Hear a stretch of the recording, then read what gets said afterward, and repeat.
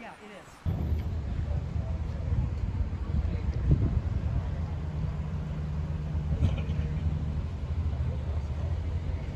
I am here today to tell you that this morning, in-person early voting opened as expected in all 100 North Carolina counties.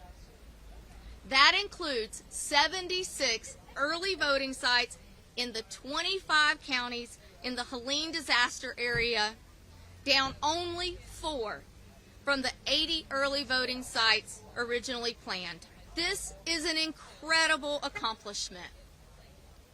It is the realization of one of my favorite elections saying, when a disaster strikes, we don't stop elections, we figure out how to proceed.